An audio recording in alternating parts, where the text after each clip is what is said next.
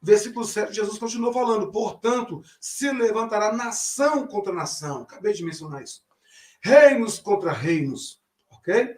E haverá, agora vamos mudar de detalhe, haverá pestilências. A palavra está no plural.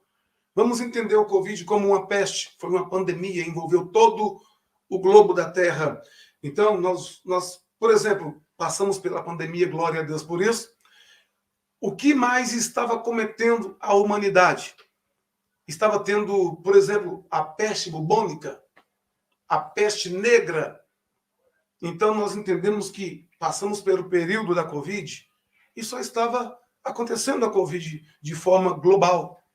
É claro que outras enfermidades, outras doenças acontecem, nunca deixou de acontecer. Nós estamos aqui em Belo Horizonte, por exemplo, e nós estamos tendo um índice muito grande agora de dengue, da chikungunya. Então, nós estamos vivendo isso agora, mas o Covid, glória a Deus, ele sumiu. Sabemos que está por aí, mas não da forma com que estava, para que fosse até taxado como uma pandemia. É diferente, tá, gente? Epidemia de pandemia. Então, o texto está deixando bem claro que é plural. Pestes. Terá que estar acontecendo para ser princípio das dores? Muitas pestes simultâneas. Igual dei exemplo aqui. Dengue, por exemplo, e outra coisa, dengue, nem todas as nações têm a possibilidade de ter dengue. Não vamos entrar aqui nesse detalhe, é a minha área, a minha especialização, trabalho com isso, mas não vem ao caso eu estar falando por que tal nação não tem dengue, por que tal nação tem dengue, porque não é isso o nosso propósito aqui, não é científico. Nós estamos falando de teologia, de palavra de Deus. O ponto aqui é para você abrir o seu entendimento, seu intelecto e expandir o seu conhecimento. Mas vamos prosseguindo aqui. Então, pestes ou pestilências, como o texto fala, é necessário para que para nós estarmos no princípio das dores, pestes em vários lugares, simultaneamente, tá bom? O texto permanece dizendo fomes, vários tipos de fomes. Tá? Não é só, por exemplo, uma fome de pessoas que não têm necessidade ou condição de comprar suas cestas básicas. Não é somente esta fome, vai ter outros tipos de fomes também acometendo a humanidade. E um outro ponto aqui muito importante também, terremotos. Terremotos, plural mais uma vez. E Jesus fecha dizendo aqui em vários lugares. Entende? Então, eu estou falando que essas coisas elas acontecerão de forma simultânea, tem que ser simultânea para que seja princípios das dores. E Jesus falou, ainda não é o fim. Ok? Então, versículo 10. Nesse tempo, muitos hão de se escandalizar, trair-se-ão uns aos outros e mutuamente se aborrecerão.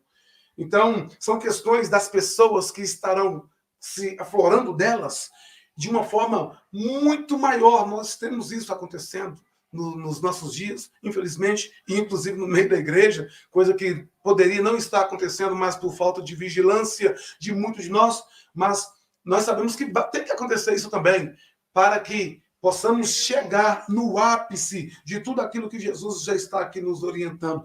Você que está aí deixando ser usado por esses detalhes aqui, aborrecendo seu irmão, maldizendo seu irmão, e você que está sendo enquadrado aqui nesse texto, eu peço a você a cautela e saia do meio disso, porque você não precisa ser sinal para que ninguém venha ver a vinda, sinal da vinda de Jesus na sua vida. Tá? E o texto é muito claro, você está lendo aí na sua casa, eu creio nisso.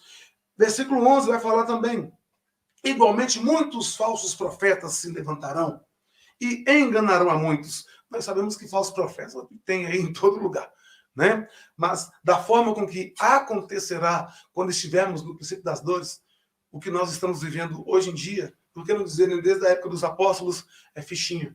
Tá? Isso vai multiplicar, vai dobrar, e a coisa vai ficar literalmente feia. E o versículo 12 fala, e por se multiplicar a iniquidade, o amor de muitos se esfriará. Sabemos que a iniquidade ela é um braço do pecado. Iniquidade é pecado. Tá? São aspectos do pecado, posso dizer assim. São troncos que saem dessa raiz que é o pecado. Por exemplo, adultérios, prostituição. Isso tudo são ramos que vai saindo ali do tronco, da raiz, que é o pecado, e que vai gerando ou formando um outro braço que vai levando as pessoas até aquilo como coisa natural na sua vida e não querer modificar. Basicamente, nós vamos ter um outro vídeo falando, literalmente, fazendo um paralelo entre pecado e iniquidade, e vocês terão o privilégio de entender isso melhor. Nós estamos aqui hoje falando sobre as diferenças, né, entre a vinda do Senhor e o arrebatamento da igreja. E o versículo vai terminar no versículo 13 falando, mas aquele que perseverar até ao fim, ou seja, até a vinda, este será salvo. E será pregado o evangelho do reino no mundo inteiro por testemunho a todas as nações, e então virá o fim, ou seja, então virá a vinda do Senhor, o que não é o arrebatamento. Então, pessoal, nós estamos compreendendo aqui que Jesus está mostrando tudo isso que eu acabei de resumir, que nós acabamos de compreender, de acordo com a leitura de Mateus capítulo 24, isso é sinal para o arrebatamento da igreja. Tá? Então, a igreja estará dentro desse contexto. E precisamos de entender. E daqui a pouquinho, como eu já disse, as coisas vão aflorar, as coisas vão continuar piorando, uma vez, porque nós entendemos dentro da Bíblia também que o espírito do anticristo ele já está operando.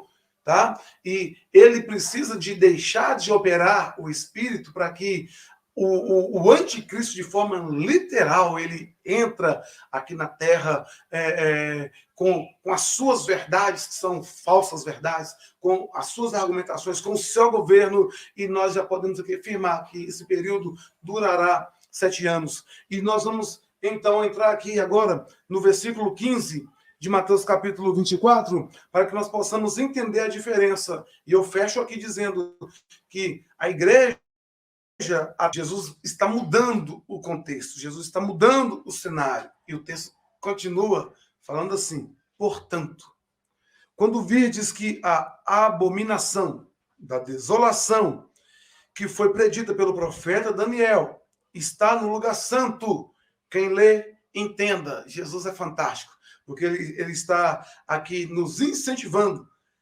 a pegar o que ele está falando e fazer um paralelo com o profeta Daniel. Por quê? Porque Jesus vai falar aqui, vai dar uma pincelada sobre o anticristo, sobre o aparecimento do anticristo. E quem é que vai nos falar sobre o anticristo de uma forma muito detalhada, muitos detalhes em relação ao anticristo? É o profeta Daniel. E nós vamos ter aqui um vídeo falando somente sobre o anticristo, suas atitudes, o seu método de governo, as suas vanglórias, e vai ser muito importante também para o seu intelecto. E a nossa principal base será o profeta Daniel, assim como Jesus está nos orientando aqui. E aí Jesus está falando, dentro dessa mudança de contexto, dentro dessa mudança de cenário, Jesus deixa de estar aqui abrangindo o mundo, abrangindo a igreja que ia nascer ainda, porque ele estava na terra com seus discípulos, mas ele iria inaugurar a sua igreja ainda através do Espírito Santo. E agora ele está limitando o terreno, está limitando o território. Por quê? Porque agora ele está falando exclusivamente para a nação de Israel. E ele fala, a partir do versículo 16, então os que estiverem na Judeia, fujam para os montes, e quem estiver no telhado, não desça para tirar as coisas da sua casa. E quem estiver no campo, não volte atrás para buscar os seus vestidos. Mas ai das que estiverem grávidas e das que amamentarem os seus filhos naqueles dias. Orai para que a vossa fuga não aconteça no inverno e nem no sábado. Quem guarda o sábado são os judeus. Então Jesus está falando para eles. Por quê? Por quê? Do versículo 15 até o versículo 20 que nós acabamos de ler. Porque haverá então princípio das dores ou princípio de dores? Não. Jesus está mostrando um outro assunto. E esse assunto é para Israel. Porque haverá então tão grande tribulação. Não é princípio das dores. E olha que o princípio das dores já vai ser pesado para a igreja passar por ele. Mas o que Jesus está falando aqui, o que vai acontecer agora é muito maior. Porque então haverá tão grande tribulação como nunca aconteceu desde o princípio. O que aconteceu em 70 é fichinha para o que vai acontecer aqui agora. O que aconteceu há alguns anos atrás, princípio das dores, para o que vai acontecer agora na grande tribulação, é fichinha. Vou ler de todo o versículo, porque haverá então tão grande tribulação como nunca aconteceu desde o princípio do mundo até agora, nem jamais haverá. Aquilo que Hitler fez não é nada. E esses outros grandes imperadores que fizeram grandes atrocidades na humanidade, não vai ser nada do que vai acontecer no período da grande tribulação. E o principal alvo será, mais uma vez, os judeus. E é claro, todos aqueles que estiverem aqui na terra e que fizerem oposição à pessoa do anticristo estará passando também ou sofrendo na pele de forma direta essa questão aqui da grande tribulação. Mas a igreja, eu posso garantir para você, ela já estará na glória, ela já estará com Cristo, gozando de vários privilégios que se culmina com a bodas do Cordeiro. E também, é claro, eu tenho que falar as coisas aqui com você e deixar a sua vontade aguçada para outras coisas que virão, porque nós vamos falar aqui também sobre o tribunal de Cristo, nós vamos falar sobre as bodas do Cordeiro, e nós vamos falar várias outras coisas aqui que vai estar inserido dentro aqui do contexto da grande tribulação, um momento esse em que a igreja já arrebatada já está com o Senhor nos ares. Então, voltando para cá, é só um aperitivo para você querer permanecer aqui lendo a Bíblia juntamente com nós. Tá? E o versículo 22 permanece dizendo: e se aqueles dias não fossem curtados ou encurtados, nenhuma carne seria salva, mas por causa dos escolhidos, aqueles dias serão abreviados. Aí alguém pode falar assim, mas quem são os escolhidos aí? Não é a igreja, não? Oi, é muito simples de entender isso. Quem for oposição ao anticristo aqui na terra, automaticamente ele está do lado de Cristo. E Israel vai ficar do lado de quem? E nós sabemos que o ápice que culminará com a vinda de Jesus, Israel estará reconhecendo. E nós temos que aprender com o profeta Daniel, que vai falar sobre o espírito de temor que será derramado também dentro da nação de Israel, para que eles possam arrepender e reconhecer Jesus, o Messias, como o seu Salvador também. É por isso que acontecerá o Armagedon, porque Israel, dentro do seu coração, já estará sendo derramado o amor de Deus através do Espírito Santo, pelo o espírito de temor que entrará na nação, e eles reconhecerão. Ezequiel vai falar sobre isso, e vários outros profetas. Nós vamos ter um dia exclusivo para essa verdade ser esclarecida e para muitos reveladas aqui através da Bíblia Sagrada. Versículo 23, então, se alguém vos disser, eis que aqui está o Cristo, ou ele ali, não creiais, tá? Porque enquanto não começar a grande tribulação, não vai ter isso não vai acontecer não. O anticristo ele vai chegar dentro dessa proposta, porque onde se levantar falsos cristos e falsos profetas, e farão grandes sinais e prodígios de tal maneira que